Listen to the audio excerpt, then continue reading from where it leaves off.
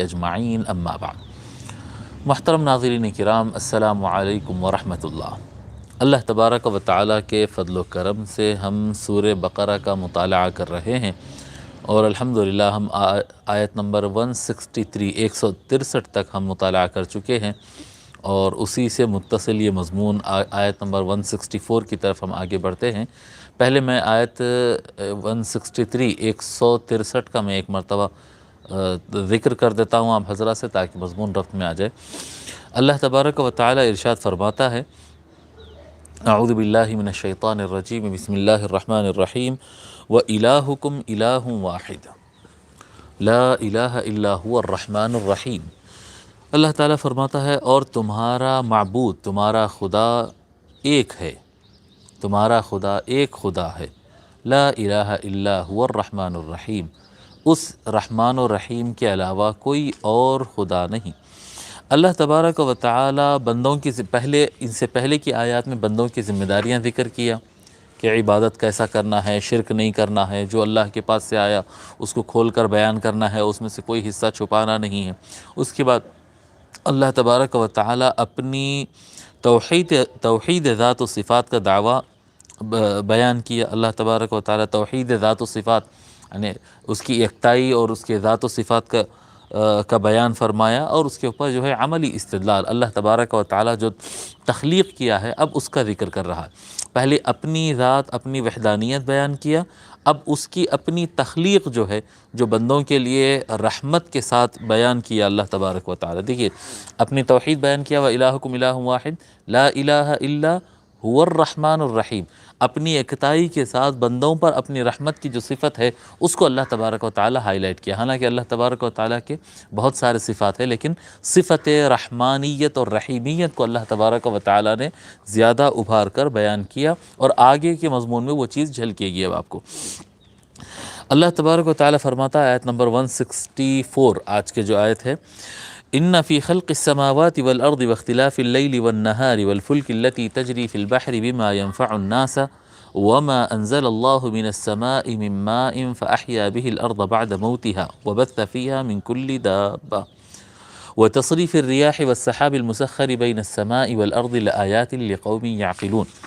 اللہ تبارک و تعالی فرماتا ہے، ان فی خلق السماوات، بے شک فی خلقی تخلیق کرنے میں، بنانے میں، کریشن میں، ان فی خلق السماوات والارض، سارے آسمانوں اور زمینوں کی تخلیق یا زمین کی تخلیق میں، سماوات کو ہمیشہ اللہ تبارک و تعالی جمع کے صیغے میں پلورل میں استعمال کرتا ہے، اور ارض کو اللہ تبارک و تعالی اکثر مقامات پر، بلکہ سارے مقامات پر اللہ تبارک و تعالی سنگولر استعمال کرتا ہے۔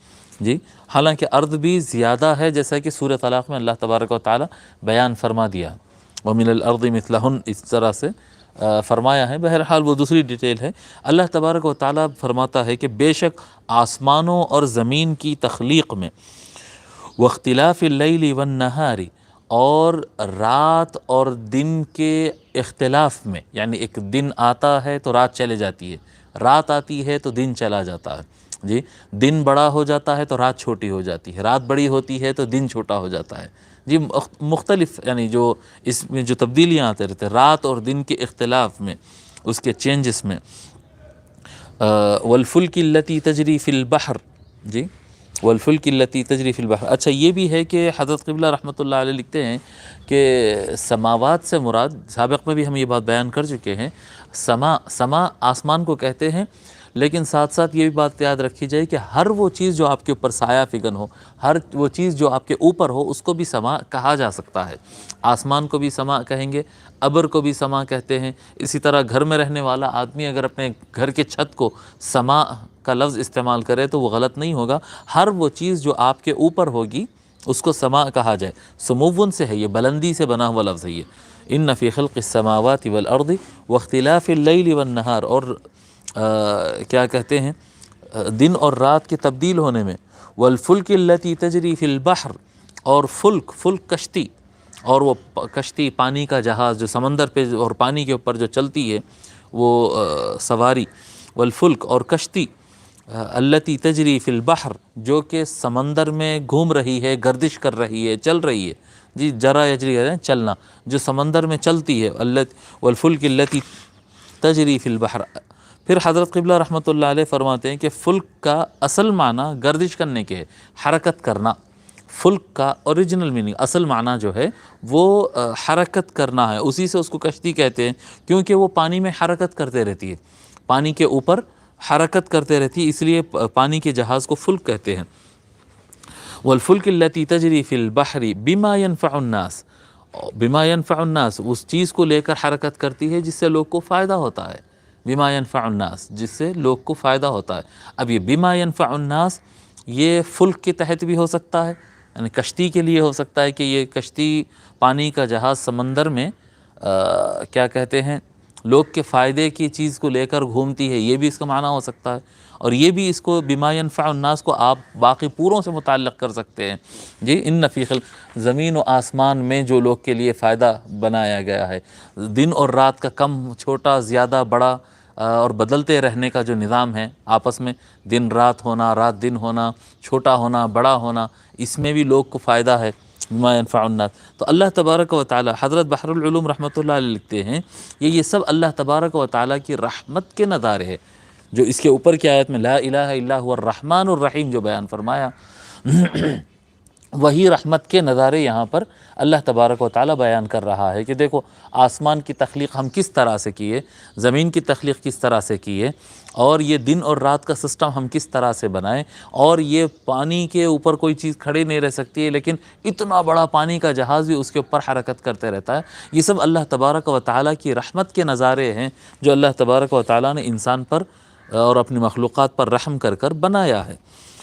وما انزل اللہ من السماء، اور آگے رحمت بتا رہا ہے، وما انزل اللہ من السماء من ماء فاحیا به الارض بعد موتها، وما انزل اللہ من السماء، اور جو کچھ اللہ تعالیٰ نے نازل کیا آسمان پر سے، اوپر سے بلندی پر سے جو اللہ تبارک و تعالیٰ نے نازل کیا، من ماء پانی میں سے، جی جو کچھ اللہ تعالیٰ سماء سے پانی اتارا ہے، پانی آسمان سے تو نہیں اترتا نا، ہمیشہ تو پانی آسمان سے نہیں اترتا، کہاں سے اترتا؟ ابر سے اترتا، لیکن یہاں پر سماء کا لفظ استعمال کیا، تو جیسا کہ بتایا کہ ہر اونچی چیز کو اوپر جو آپ کے اوپر آ جائے اس چیز کو سماء کہا جا سکتا ہے، یہاں پر سماء سے مراد ابر ہے۔ وما انزل اللہ من السماء من ماء، اور جو کچھ اللہ تعالیٰ نے نازل کیا آسمان میں سے پانی کو، کیسا؟ تو کیا کیا؟ فَأَحْيَا بِهِ الْأَرْضَ بَعْدَ مَوْتِهَا، فَأَحْيَا پس زندہ کیا، احیا یحیی کہتے ہیں زندہ کرنا، فَأَحْيَا پس زندہ کیا، بِهِ اس پانی سے، اس سے یعنی اس پانی سے، فَأَحْيَا بِهِ الْأَرْضَ پس اس سے زمین کو زندہ کیا، پس زندہ کیا اس سے زمین کو، بعد موتها اس کے مر جانے کے بعد۔ زمین کا مرنا کیا ہوتا؟ زمین کا خشک ہو جانا۔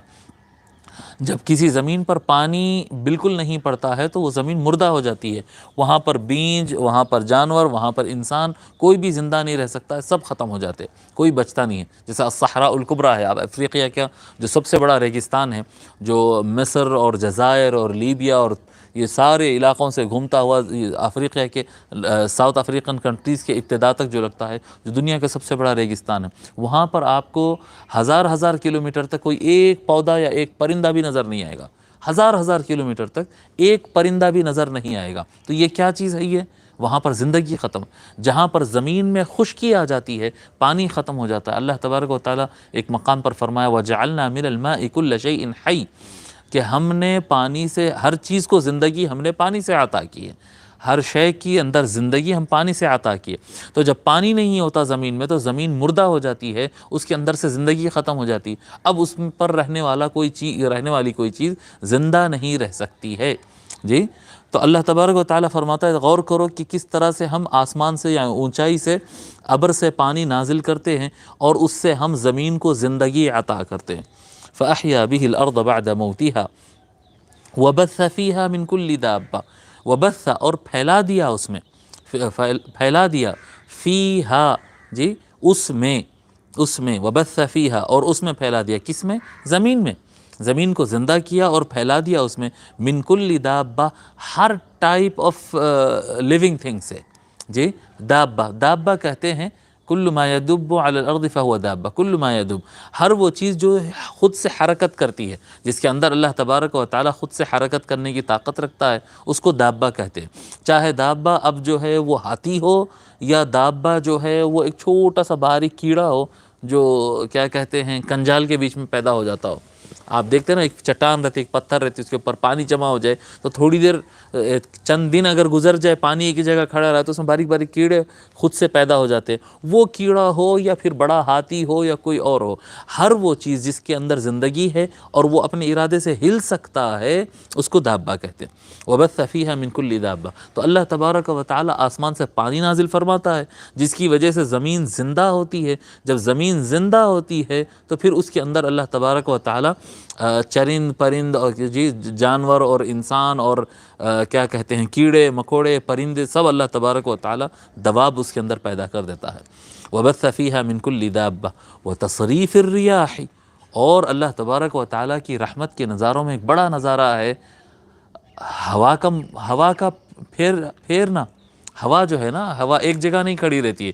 ہوا یا ادھر ہلتے رہتی ہے یا ادھر ہلتے رہتی ہے، کبھی رک جاتی ہے، کبھی آگے جاتی ہے، کبھی پیچھے ہوتی ہے، کبھی سلو چلتی ہے، کبھی تیز چلتی ہے، کبھی ٹھنڈک کے ساتھ آتی ہے، کبھی گرمی کے ساتھ آتی ہے.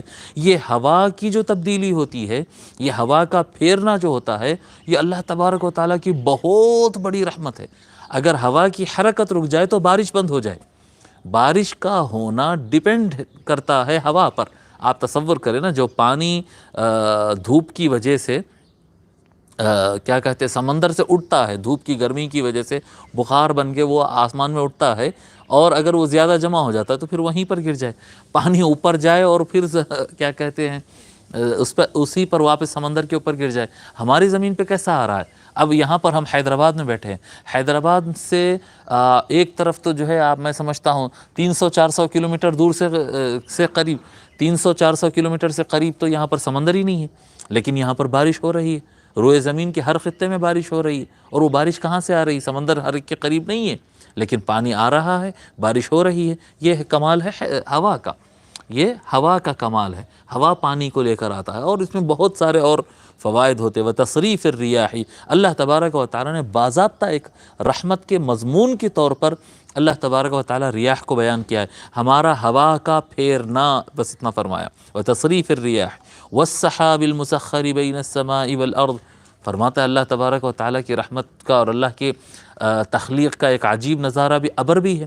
والسحاب، اور غور کرو کیا کہتے ہیں ابر کی طرف.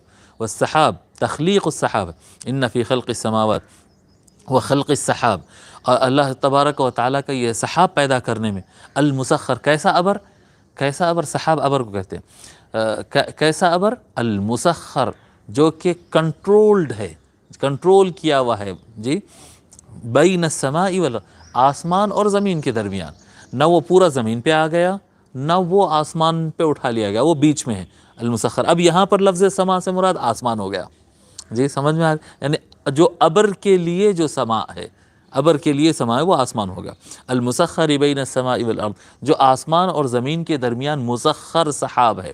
مسخر سحاب ہے وہ ہوا کی ہوا، اللہ تعالیٰ ہوا بھیجتا ہے تو وہ جھونکے کے مطابق اپنے علاقے بدلتا ہے، اور اتنا مطیع و فرما بردار ہے کہ کہیں پر تھوڑا ابر نظر آتا ہے اور بارش ہو جاتی ہے، اور کہیں بہت ابر نظر آتا ہے اور بارش ہو جاتی ہے، اور کہیں پر تھوڑا ابر نظر آتا ہے لیکن بارش نہیں ہوتی، اور کہیں پر بہت ہی گھنا ابر نظر آتا ہے لیکن بارش نہیں ہوتی. تو اللہ تبارک و تعالیٰ نے یہ سسٹم رکھا ہے کہ وہ مسخر ہے. جہاں اذن الہی ہو وہاں پر بارش ہوگی، اور جہاں پر اذن نہیں ہو وہاں پر پہنچے گا، اپنا نظارہ دکھائے گا اور آگے بڑھ جائے گا. المسخر بین السماء والارض لآیات.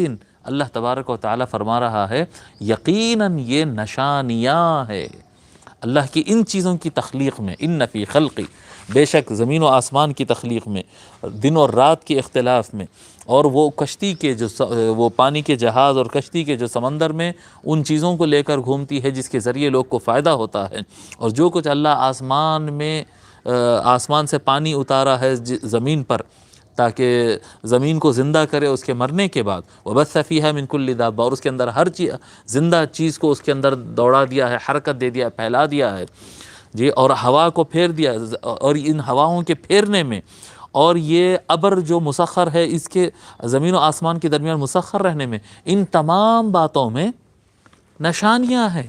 اللہ تعالیٰ کی رحمت کی نشانیاں ہیں، اللہ تعالیٰ کی وحدانیت کی نشانیاں ہیں، جی نشانیاں ہیں، لآیات، یہ اللہ تبارک و تعالیٰ نے تمہارے لیے نشانیاں بنایا ہے، لقوم یعقلون، کیسے قوم کے لیے ہے یہ نشانیاں ہیں، کس کے لیے ہے؟ آپ کہیں کیا کہتے ہیں، ایک آدمی بیٹھا ہو اور اس کے لیے آپ سوئچ آن کر دیے، لائٹ آن کر دیے ہیں تو اس کو سب نظر آنے لگتا ہے، اور سوئچ آف کر دیجئے آپ، جی لائٹ بند کر دیجئے تو اس کو کچھ نظر نہیں آتا ہے، تو بولیں گے آپ جی جو ہم نے انسان کے لیے یہ لائٹ بنایا ہے، اجالا اور اندھیرا بنایا ہے، لیکن اگر کوئی اندھا بیٹھا ہوا ہو، کوئی ایسا انسان ہو جو اندھا ہو، تو اب اس کے لیے سوئچ آن کرنا اور سوئچ آف کرنا، لائٹ کھولنا یا لائٹ بند کرنا کیا معنی رکھتا ہے اس کے لیے؟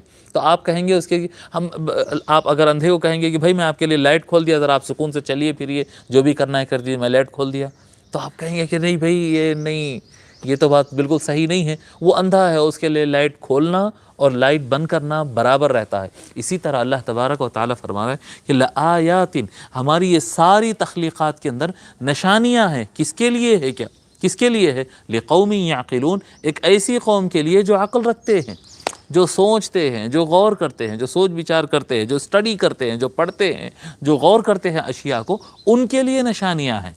جی کوئی اگر انسان گدھے کے مانند چرتے ہوئے اور کھاتے پھرتے، سوتے کھاتے اٹھتے بیٹھتے اگر زندگی گزار دے تو اس کے لیے نہیں ہے نشانیاں۔ جی جو اپنی عقل کو استعمال کرتا ہے، اللہ تبارک و تعالی یہاں پر لآیات لقوم یعقلون سے اوپر اتنے چیزیں بیان کیا ہے، اللہ تبارک و تعالی اتنے چیزیں بیان کیا ہے، اور اللہ تبارک و تعالی یہاں پر زور دے رہا ہے کہ ان چیزوں کو سمجھو، ان چیزوں کو سمجھو۔ اللہ حضرت بحر العلوم رحمۃ اللہ علیہ لکھتے ہیں، جو لوگ اللہ تعالیٰ کی اتنے احسانات پر جو گزشتہ آیت میں بیان کیے گئے ہیں غور کریں گے، ظاہر ہے وہ اللہ کے احسانات مانیں گے۔ جو لوگ غور کریں گے وہ لوگ احسانات مانیں، اور جو یہ ساری چیزوں کو غور نہیں کرتے، اس کو یہی رہتی فکر کہ اللہ تبارک و تعالیٰ اس کو اچھی گاڑی دیا، میرے کو اچھی گاڑی نہیں دیا، جی اللہ تعالیٰ اس کو اتنے پیسے دیا، میرے کو اتنے پیسے نہیں دیا، اللہ تعالیٰ کیا یہ لے کر بیٹھے ہیں۔ کائنات کے اندر، یونیورس کے اندر غور کرے، تفکر کرو۔ جتنا بندہ کائنات کے اندر تفکر کرے گا، جتنا کیا کہتے ہیں، دیکھو میں آپ کو ایک بات بتاتا ہوں۔ اللہ کے رسول صلی اللہ علیہ وآلہ وسلم ہم کو دو باتیں بتائیں۔ کچھ باتیں ہیں امور غیبیہ، یعنی جو انسان اپنے سینس اور اپنے پاور سے وہاں تک نہیں پہنچ سکتا ہے، ان چیزوں میں تفکر نہیں کرنا ہوتا ہے، ان چیزوں کو صرف مان لینا ہوتا ہے۔ اور کچھ چیزیں ہیں جہاں پر انسان اپنی عقل کے ذریعے پہنچ سکتا ہے۔ یہ جو یونیورس ہے، یہ جو کائنات ہے، یہ یونیورس میں انسان جو ہے وہ اپنی عقل کے ذریعے پہنچ سکتا ہے۔ پتا ہو، زمین ہو، پتھر ہو، آسمان ہو، ابر ہو، سمندر ہو، باڈی ہو، خون ہو، جی یہ سارے چیزوں کے انسان کے اندر انسان جتنا عقل لگائے گا، جتنا ریسرچ کرے گا، جتنا محنت کرے گا، اتنا ان چیزوں کو سمجھ سکتا ہے۔ جو امور غیبیہ ہے، اللہ تعالیٰ کی شان کیسی ہے، اللہ تعالیٰ کی قدرت کیسی ہے، اب بندے سوچتے بیٹھے ہوئے اللہ کا ہاتھ ہے، اللہ کا ہاتھ نہیں، اللہ کے ہاتھ انسانوں کے ہاتھ کیسا ہے، انسانوں کے ہاتھ کیسا نہیں، اللہ بھی جو ہے ایک انسان کی طرح ہے، انسان، ارے بھائی یہ آپ کے دماغ کی سکت بھی نہیں ہے۔ یہ فرشتوں کے بارے میں غور کرتے بیٹھے ہوئے، امور غیبیہ کے بارے میں غور کرتے بیٹھے، اس کے اوپر مناظرے ہو رہے ہیں، ڈیبیٹس ہو رہے ہیں، طاقت لگ، امور غیبیہ ہے بھائی صاحب، وہ ایمانیات اور عقیدے کا میٹر ہے، وہ جو عقائد کا میٹر ہے اس کے اندر زیادہ بحث مت کرو، زیادہ پریشان مت ہو، اللہ تبارک و تعالیٰ کی توحید بیان کرو، اور اللہ تبارک و تعالیٰ کے لیے نماز پڑھو، روزہ رکھو، اور آگے بڑھ جاؤ اس سے۔ جی آپ غور کریں، آپ انٹرنیٹ کے اوپر چلے جائیں، جو یعنی انا للہ و انا الیہ راجعون، جو قرآن پڑھنے والے افراد ہیں، جو قرآن پڑھتے ہیں، حدیث پڑھتے ہیں، ان طرح کے افراد کے اگر آپ بیانات دیکھیں گے تو میں آپ کو یقین سے کہہ رہا ہوں، آپ صرف یہ دیکھیے، آپ ناف پہ ہاتھ باندھنا یا سینے پہ ہاتھ باندھنا، اس متعلق آپ مضمون نکال لیجئے، انٹرنیٹ کے اوپر دیکھیے، آپ سوشل میڈیا پر اور یوٹیوب کے اوپر آپ سرچ کر لیجئے، تو ناف پہ ہاتھ باندھنا ہے، ناف کے نیچے، یا سینے پر ہاتھ باندھنا ہے، اس متعلق آپ کو نہ صرف مضامین، بیانات، تقاریر، کتابیں، بلکہ ہزارہا تعداد میں مناظرے مل جائیں گے، آپ کو مناظرے مل جائیں گے اس کے اندر۔ اور ابر کیسا حرکت کرتا ہے اور ابر کیسا مسخر ہے، یا بارش کیسا ہوتی ہے، اس سے تبدیلیاں کیسا آتے ہیں، یہ سمندر کے اوپر پانی کشتی کیوں کھڑی رہتی ہے، اور یہ جو اللہ تبارک و تعالی زمین کے کیڑے مکوڑوں کا تک ذکر کر رہا ہے، وہ بث فیہا من کل دابہ، اس کے اوپر ریسرچ سے متعلق اگر آپ علماء کے کیا کہتے ہیں واعظوں کے اور مناظر فلاں اور شعر فلاں اور علامہ فلاں کے اگر مضامین دیکھنے لگیں گے تو الا ماشاء اللہ کو خال ہی کوئی بیان کر رہا ہوگا۔ تو جہاں پر عقل کو دوڑانا ہے، جہاں پر عقل کو لڑانا ہے، وہاں پر نہیں لڑاتے، وہاں پر محنت نہیں کرتے۔ میں ایک بات سمجھانا چاہ رہا ہوں کہ اگر کوئی آدمی ناف کے نیچے ہاتھ باندھ کے نماز پڑھے تو نماز ہو جاتی ہے، اور اگر سینے پہ ہاتھ باندھ کے پڑھے تو نماز نہیں ہوتی۔ آپ کسی بھی مفتی حنفی صاحب سے پوچھ لیجئے، احناف کے پاس ناف کے نیچے ہاتھ باندھنا ہے، وہ مفتی صاحب سے پوچھئے کہ حضرت میں آج نماز سینے پہ ہاتھ باندھ کے پڑھ لیا، ہوتی نہیں ہوتی میری نماز؟ وہ بولیں گے نہیں کرنا تھا آپ کو ایسا۔ ارے ہوتی نہیں ہوتی بھئی، ہو گئی نماز، نماز تو ہو جاتی ہے۔ آپ جی ناف کے نیچے باندھو یا سینے، افضل کی لڑائی ہے، بہتر ہے یہاں باندھو، بہتر ہے یہاں باندھو۔ نہیں کوئی کہتا ہے کہ میں سینے پہ ہی باندھتا ہوں، کوئی کہے گا نہیں میں ناف کے نیچے۔ اگر کوئی اہل حدیث یا شافعی بھائی جو ہے ناف کے نیچے اگر ہاتھ باندھ لیے تو کوئی اہل حدیث مفتی نہیں کہہ سکتا کہ نماز نہیں ہوئی، وہ کہے گا کہ نماز تو ہو گئی لیکن سینے پہ باندھو۔ جی سینے پہ باندھنا بہتر ہے، یہ عین سنت ہے۔ اور حنفی بھائیوں سے پوچھو اسی طرح سے، یہ کوئی مضمون نہیں ہے۔ اب یہ کیا کہتے ہیں، مالکیہ ہے اور شیعہ ہے، یہ لوگ ہاتھ چھوڑ کر نماز پڑھتے، اللہ اکبر کہہ کے دونوں ہاتھ چھوڑ دیتے ہیں، تو کیا نماز نہیں ہوتی؟ اگر حنفی صاحب اگر ہاتھ چھوڑ کے کھڑے رہ کے اگر نماز پڑھ لیے تو نماز نہیں ہو جاتی؟ ہو جاتی ہے، سب مانتے ہیں ہو جاتی ہے، مگر اتنی جان لگا کر اس پر بحث کرتے ہیں اور وقت ضائع کر دیتے ہیں لوگ کا۔ اتنی طاقت لگانے کی ضرورت نہیں ہے، یہ لا کے چھوٹے چھوٹے میٹرز ہیں، اس کو علماء کی حد تک رہنے دیجئے۔ اگر لوگ کو کچھ معاملات کے اندر اگر طاقت لگانا ہے، ان کی سوچ اور فکر کو چلانا ہے، ان کے شعور کو بیدار کرنا ہے، اگر ان کے پاس اہمیت دینا ہے، اپنے عقل لڑانے کے لیے اگر کوئی میدان صحیح میدان ہے تو وہ یونیورس ہے، وہ اللہ تعالیٰ کی تخلیق ہے، اللہ تعالیٰ کی مخلوقات میں تفکر کرنا۔ جو جتنا اللہ تعالیٰ کی مخلوقات میں غور کرے گا اتنا اللہ تبارک و تعالیٰ کے احسانات کو مانے گا، اتنا اس کو اللہ تعالیٰ کی عظمت سمجھ میں آئے گی، اتنی اس کو اللہ تبارک و تعالیٰ کی عظمت اور مقام سمجھ میں آئے گا۔ ظاہر ہے کہ جو لوگ اللہ تعالیٰ کے احسانات پر جو گزشتہ آیت میں بیان کیے گئے ہیں غور کریں گے، ظاہر ہے وہ اللہ کے اتنے احسانات مانیں گے۔ جو جتنا غور کرے گا وہ اتنا مانے گا، اور جتنا مانے گا اتنا محبت کرے گا اور اس سے محبت کریں گے۔ مگر بعض ناحق شناس ناشکر بھی ہوتے ہیں جو بتوں کو خیالی معبودوں کے خدا کے برابر چاہتے ہیں۔ اب یہ حضرت قبلہ رحمۃ اللہ علیہ اگلی آیت سے مربوط کر رہے ہیں۔ میں سوچا تھا کہ آج اس کو پڑھ لیں گے، لیکن ابھی وقت ہوگا تو اس کو آج ہم نہیں پڑھیں گے، انشاءاللہ تعالیٰ کل پڑھیں گے۔ لیکن یہ جو آیت ان فی خلق السماوات والارض، یہ آیت سے متعلق امام نصفی رحمۃ اللہ علیہ ایک روایت نقل کرتے ہیں، فرماتے ہیں کہ حضور اکرم صلی اللہ علیہ وسلم نے فرمایا وفی الحدیث ویل لمن قرأ هذه الآیۃ فمج بها، جی ہلاکت ہے اس شخص کے لیے جو اس آیت کو پڑھا اور کلی کر دیا، یعنی پڑھا اور سمجھے بغیر آگے بڑھ گیا۔ جی ای لم یتفکر فیہا ولم یعتبر بہا، نہ یہ آیت میں کچھ سوچا، نہ اس آیت سے سبق لیا۔ یہ جو آیت ہے ان فی خلق السماوات والارض واختلاف اللیل والنہار، یہ آیت جو ہے یہ انسان کو دعوت دیتی ہے اللہ کی تخلیق کے بارے میں سوچنے کے لیے، اللہ کی تخلیق میں غور کرنے کے لیے۔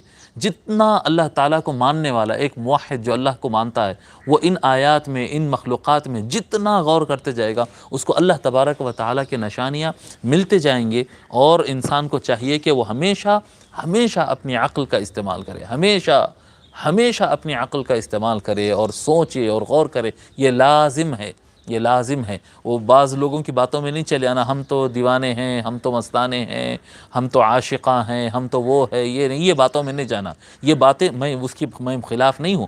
جو قلب کی دنیا ہے، جو محبت کی دنیا ہے، وہ بہت بڑی دنیا ہے، لیکن ہم اس راہ پر نہیں ہیں۔ جی جہاں پر عقل کو خاموش کرنا ہے وہ کیا کہتے ہیں اولیاء اللہ کے مقابل میں اور اللہ تعالیٰ کے قدرت کے کیا کہتے ہیں، اللہ تعالیٰ کی قدرت کے آگے، اللہ تعالیٰ کی ذات کے آگے جہاں عقل کو معطل کرنا ہے، سسپینڈ کرنا ہے، وہیں کرنا ہے۔ مگر یہ پوری کائنات کے اندر آپ کہیں گے کہ ہم تو مستانے ہیں، نہیں نہیں، ہم مستانے نہیں ہیں، ہم دیوانے نہیں ہیں۔ اللہ تبارک و تعالیٰ عقل دیا ہے، استعمال نہیں کریں گے تو اس کا جواب دینا پڑے گا قیامت کے دن۔ اللہ تعالیٰ پوچھے گا، میں نے یہ ساری کائنات بنائی تھی اور تیرے کو عقل دیا تھا اور بار بار تجھے حکم دیا تھا کہ یہ کائنات کے اندر سوچ، اپنی زندگی کے اوپر سوچ اور عمل کر۔ اللہ تبارک و تعالی حکم دیا تھا یہ، اگر اس کے بارے میں نہیں غور کریں گے تو اس کے لیے سرکار فرما رہے ہیں ہلاکت ہے، ہلاکت ہے۔ جو قوم کائنات میں کم سوچتی ہے، آپ دیکھیں امریکہ ڈومینیٹ کر رہا ہے، چائنا ڈومینیٹ کر رہا ہے، ویسٹرن ورلڈ جو ہے یورپ وغیرہ سارے یہ لوگ ڈومینیٹ کر رہے ہیں۔ ان کے پاس یونیورس سے متعلق نالج زیادہ ہے۔ جس کے پاس اب یونیورس سے متعلق، اس زمین سے متعلق، اس آسمان سے متعلق، یہ اللہ کی تخلیق سے متعلق جس کے پاس جیوگرافی اور کیمسٹری اور فزکس اور بایولوجی، جائیولوجی، یہ نالجز جس کے پاس زیادہ ہوں گے وہ لوگ زمین پر ڈومینیٹ کریں گے اور اس کا مقام اتنا اونچا ہوگا۔